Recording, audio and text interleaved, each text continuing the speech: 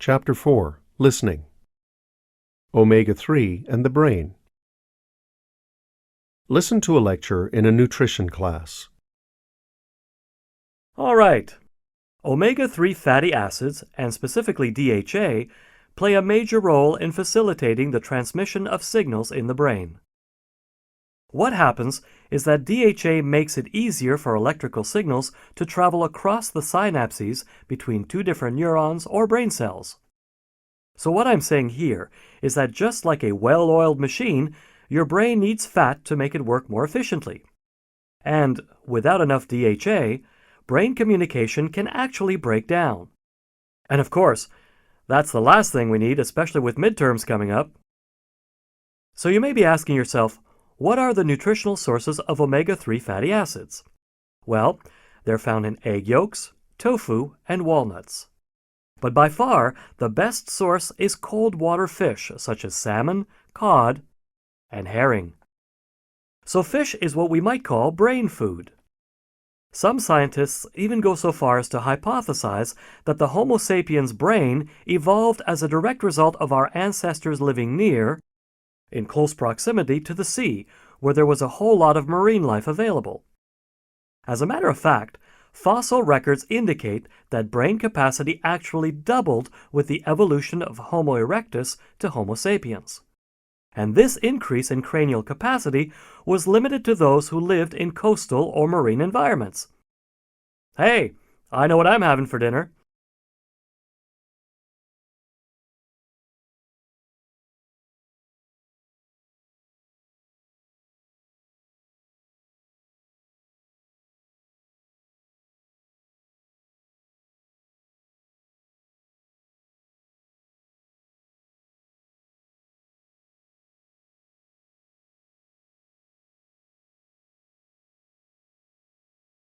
Chapter 4. Listening.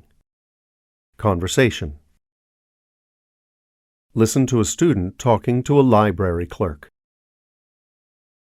Hi, would it be possible to book a study room for next Thursday? Can I see your student ID? Oh, sure. Yeah. Here you go. Let me check. Yes, we have room 128. It's available all day. And you are aware that we require a minimum of 3 students to confirm the booking, right? Yeah, that'll work. There are 4 of us practicing our presentation for neurobiology class. So, can we come in from 1 p.m. to 5 p.m., let's say? How about between 1 p.m. and 4 p.m.? Only profs have the authority to book for more than 3 hours. Yeah, so 3 hours, huh? Actually, we're going to need a digital projector and a laptop. Do the rooms come equipped, or... No, actually, you have to reserve here and then pick up the equipment at the circulation desk. Okay, so if you could book a digital projector and a laptop then. All right. Just so you know, you'll need to arrive on time. Right. 'Cause we make the rooms available for new bookings if students are more than 10 minutes late. So you mean that we can just show up and book a room on the spot if we want? Yes, but I wouldn't recommend it. I mean, the study rooms are in fairly high demand these days. Okay. Thanks for all your help. See you Thursday. And don't forget, no food or drinks in the study rooms. Right. And leave the room in the same condition you found it, and did I mention you can now book rooms online? I mean, you know that might save us both a lot of time and trouble. You know what I'm saying?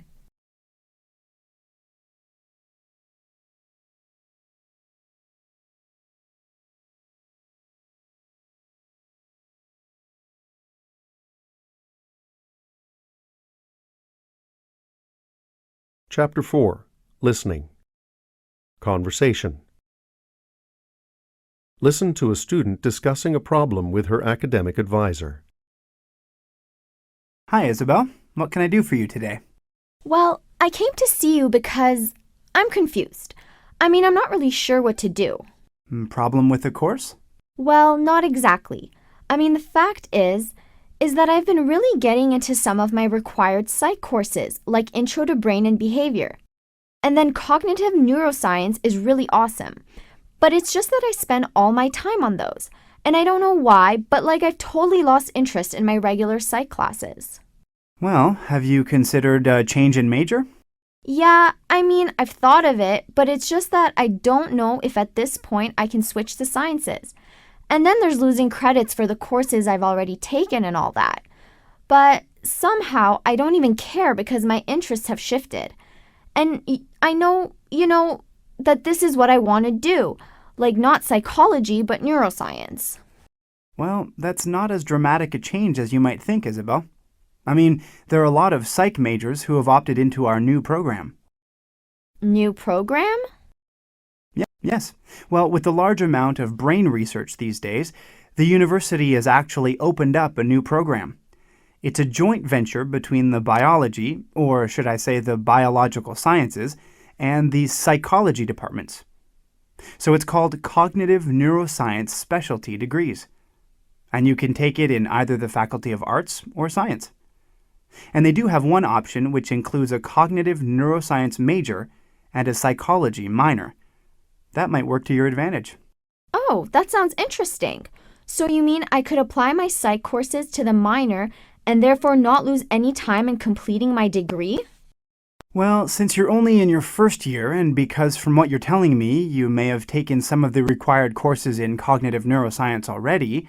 You mentioned Introduction to the Brain and Behavior and Cognitive Neuroscience. Well, these courses could actually be applied to your new major. And the psych requirements you've already completed could be counted for your minor. What? Whoa, that's fantastic news. I had no idea about the new program. So, I think I'm going to go for it. It sounds perfect for the direction I want to take. Yes, but remember, we're going to have to take a look at the requirement for the cognitive neuroscience major and psych minor in specific detail just to make sure you can transfer the courses you've already taken. What I'm saying is that you may have to make up 1 or 2 courses in the summer. Yeah, I can do that. And don't forget that the deadline for fall semester registration in the new major has to be completed by the end of February. Oh, that doesn't give us much time. Look, why don't we schedule another appointment for Friday? No, let's make that Thursday at 2 p.m. And then we can work out all the details and fill in the necessary forms. Great, that's awesome. Thanks so much. Okay, see you Thursday at 2.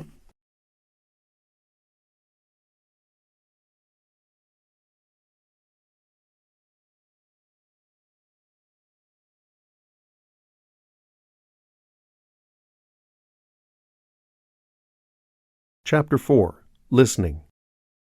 Exercise and Cognition. Listen to a discussion in a kinesiology class. The professor is discussing exercise and cognition. So, we're continuing our discussion about exercise and cognition, and a number of you have prepared summaries of particularly relevant studies. Sarah, let's start with you. Well, my study involves these school-age children in Illinois. And in the study, students were measured for body mass. The body mass index. And then they participated in this intensive cardiovascular regime. Brisk runs, sit-ups, push-ups, to determine their fitness level. And then they were assessed using a standardized test in both math and reading. And so what the results showed was that the fittest students were actually the ones who scored the highest. So you're saying that higher fitness levels equal better scores in math and reading? How is that possible? What's the science behind it? Good question, Sam. So, what we're looking at here is a process that begins every time you move a muscle. Like, for example, when you contract and release a bicep, this protein, a protein called IFG1, is released into the bloodstream and then goes directly to the brain. And at this point, IFG1 begins its work in increasing the production of a critical brain chemical called BDNF, or brain-derived neurotrophic factor. So BDNF, why is it so important? Well, BDNF is the stimulus, or should I say, what stimulates or promotes all higher-level thought processes. So you're saying that without it, we wouldn't be able to think? Precisely. And more exercise equals more BDNF, equals a greater capacity to handle cognitive tasks. Interesting. Yeah, and that's not all. In a recent study, researchers found that BDNF actually generated new brain cell growth and promoted new connections between these brain cells. First time this was recorded in humans. But don't we grow new brain cells and develop new connections when we learn something new? Exactly. And that's why BDNF is such a significant discovery. It's actually the chemical that facilitates learning. So, you mean that exercise facilitates learning? Yes, that is what the study indicates. Professor, don't you think we've taken enough in for today? I mean, if we're ever going to remember this stuff, don't you think we better, take a break? Maybe even finish early, so everyone can go outside and get some exercise? Not so fast, Sam. I think I asked you to prepare a summary of a research study for the class. Yeah,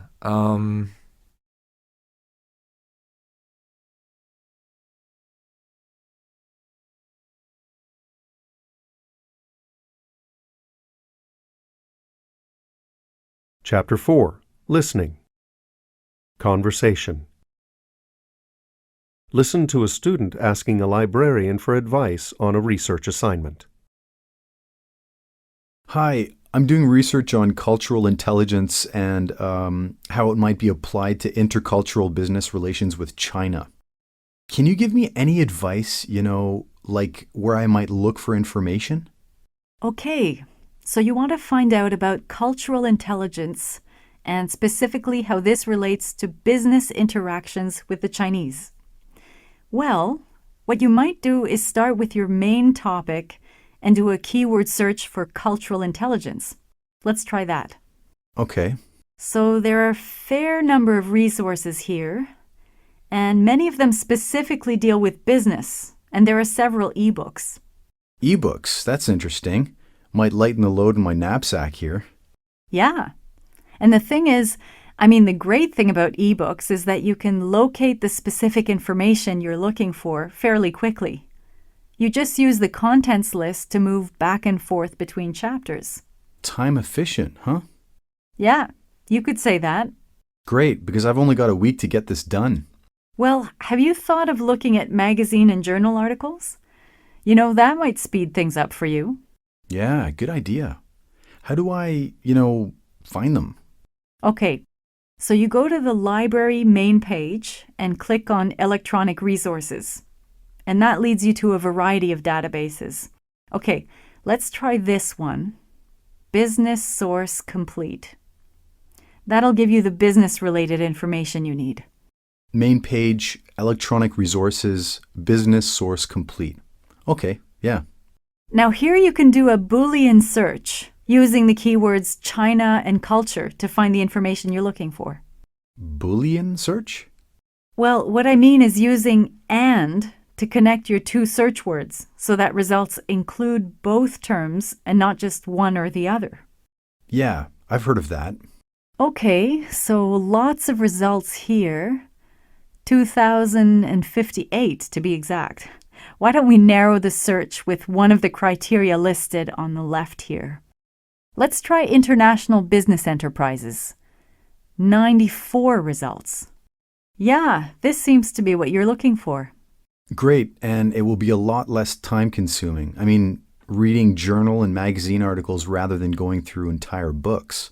With my deadline and all. So, don't you think you'd better get started? Can't wait. Thanks so much for your expertise. No problem.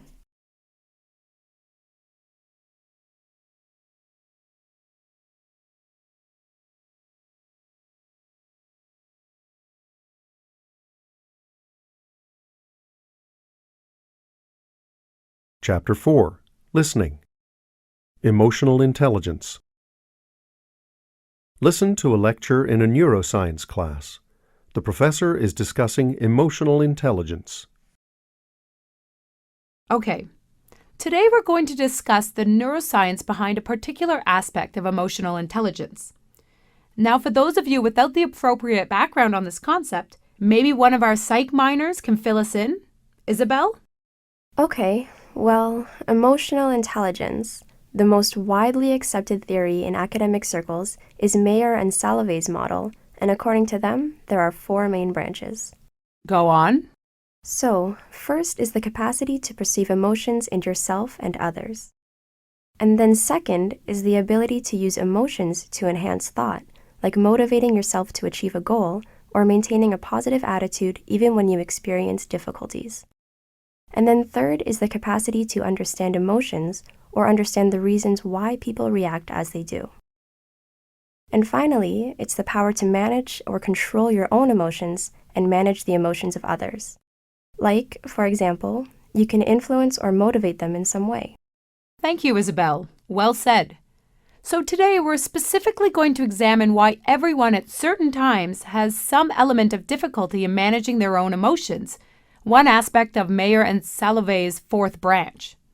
Now, as you are all aware, we have an emotional and a rational brain, the limbic system and the neocortex. And these brain systems interact with each other. And at various times, either one of them can predominate. So, during moments when we find managing our emotions especially challenging, this is because a neurological mechanism has given predominance to the emotional rather than the rational brain in what is generally termed the fight or flight response, which is, Rodney? The individual either prepares to engage in some sort of fight or run away. Exactly. So how does this happen? What's the process? Let's take a look at this diagram here.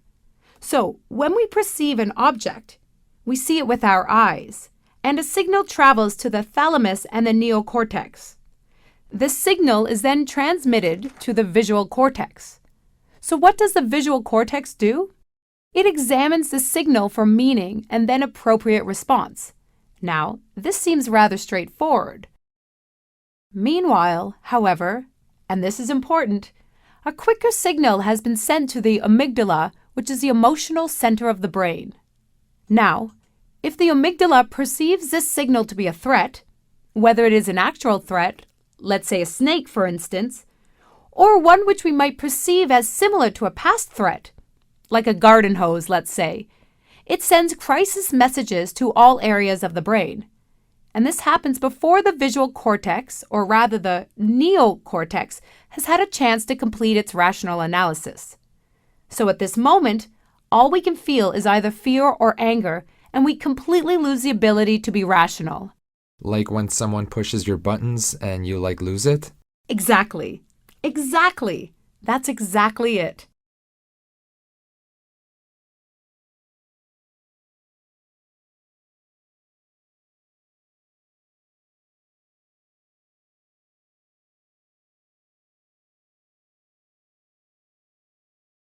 What does the professor imply when she says this?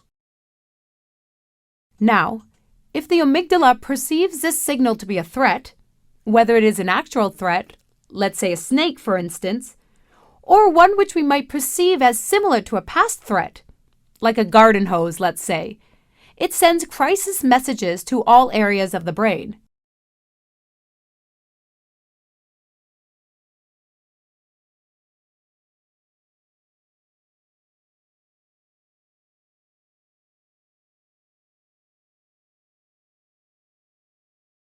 Chapter 4. Listening. Conversation.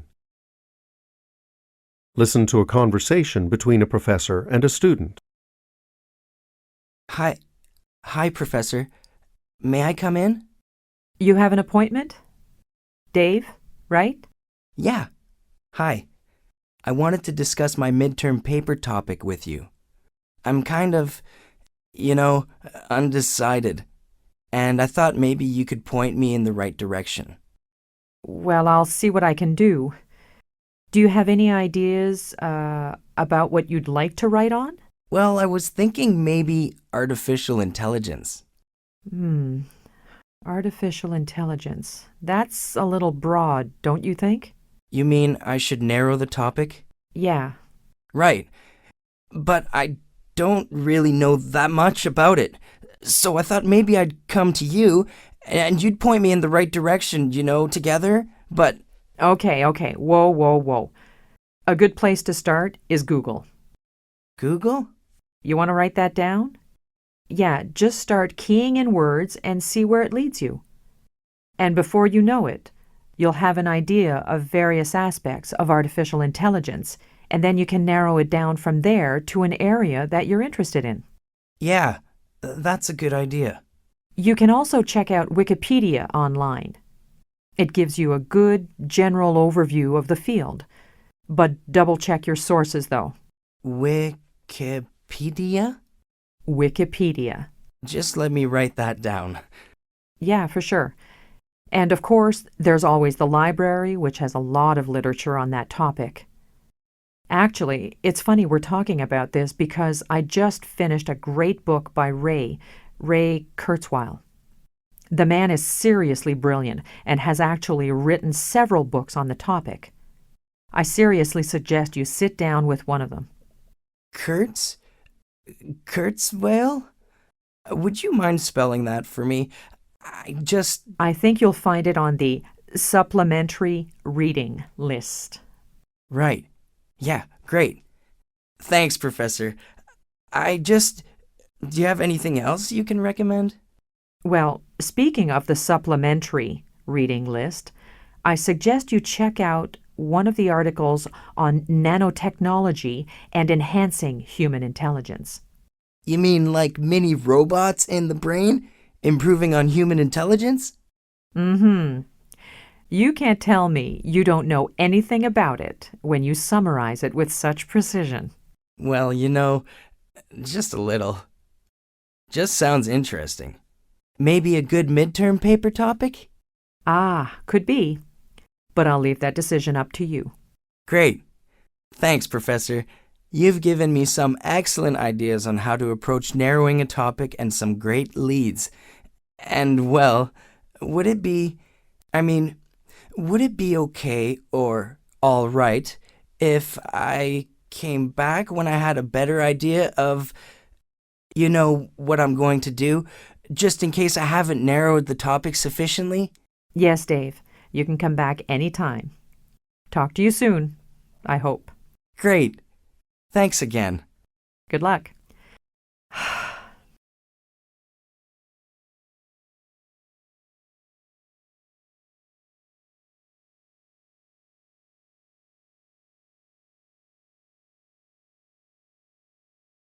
Listen again to part of the conversation. Kurzweil? Would you mind spelling that for me? I think you'll find it on the supplementary reading list. Right. Yeah, great. Thanks, Professor. Do you have anything else you can recommend? Well, speaking of the supplementary reading list, I suggest you check out one of the articles on nanotechnology and enhancing human intelligence. Why does the professor refer to the supplementary reading list?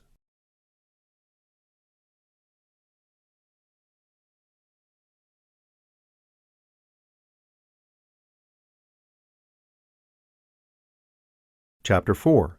Listening. Smart Mobs. Listen to a lecture in a sociology class. The professor is discussing smart mobs. Okay, everyone. Today I want to continue our discussion on new forms of social behavior that have evolved as a result of modern communication technologies. For instance, devices with SMS or short message service or texting have set in motion what is now known as the smart mob. So, you've heard of raves, right? These huge dance parties that go on all night. Well, this whole movement, this whole thing with smart mobs, started with young people in Tokyo and Helsinki. They used the first cheap mobile texting units to let each other know the location of their next big dance event. So, what happened here was that SMS technology, where you can send a single text message to your entire address book, allowed large groups, even mobs, to get together for a huge dance party at a moment's notice. But this was just the beginning. With the younger generation leading the way, Smart mobs, or large groups empowered with internet-enhanced communication devices, began turning up just about everywhere to accomplish a variety of diverse goals. Okay, so political goals. Now, did you know that the massive demonstration that drove out the corrupt leader, President Estrada, in the Philippines was organized through the use of SMS, or texting technology? And were you aware that the political gatherings against the World Trade Organization in Seattle and the demonstrations against the Miss World Beauty contest in Nigeria were mobilized in this very same way? And then, of course, there's the Virginia Tech incident. Remember the English major who shot and killed 32 people on that campus? Now, in this case, individuals made use of not only texting, but also webcam and cell phone video to let victims know how to avoid danger. So, what we're seeing here is that as technologies improve, people are finding creative ways to utilize them to their mutual advantage. What about environmental goals? Smart mobs, like critical mass bike rides, are now an international phenomenon. You've seen these cyclists on the streets, no doubt. So what happens is that large groups get together for mass bike rides. And this takes place via web postings and mobile phone trees. And these huge groups of cyclists show that cycling can truly be a practical alternative to driving, which, as you know, causes a lot of damage to the environment.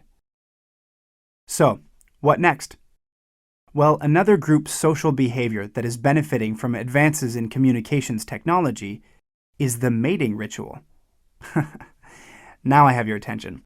What happens here is that groups of people who sign up for dating services as a part of their cell phone package fill in a personality profile.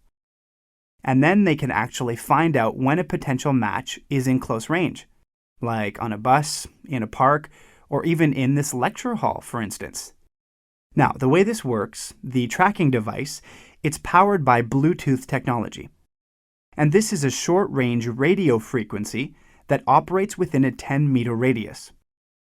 So, let's say you have one of these phones, and your phone picks up on a match. Well, the other Bluetooth user's information comes up on the screen. And then it's up to you if you want to text the other person and meet. As I'm sure you can understand, both texting and Bluetooth have taken off in a big way in countries such as India, Saudi Arabia, and the UAE. In these places, dating prior to marriage isn't generally accepted by the majority, especially the older generation. So, without their parents' knowledge, young people are now meeting and getting to know potential mates. So again, the trend here is that groups or even mobs of individuals with a shared problem are using smart technology to find ways around it. And then, of course, there's peer-to-peer software, where large groups of people use internet and communications technology to pirate music, videos, and even other software programs. In the peer-to-peer paradigm, individual computers connect to transfer specific files. And although illegal in many countries, users keep on doing it because the creative software applications make it almost impossible to track them. A related phenomenon is distributed computing. This works by making use of the unused power of individual computers. For example, combined computer power can assist in various ways, such as the treatment of cancer, the development of medicines for AIDS, weather prediction related to global warming, and even the search for extraterrestrial intelligence. Computer users simply open a screensaver that draws on their unused processing capacity. The shared power of the millions who take part in these schemes forms the basis for, you guessed it, yet another smart mob.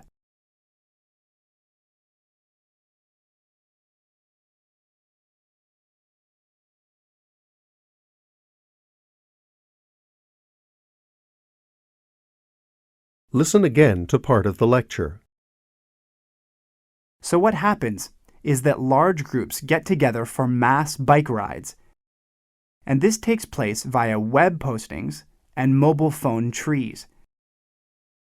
And these huge groups of cyclists show that cycling can truly be a practical alternative to driving, which, as you know, causes a lot of damage to the environment.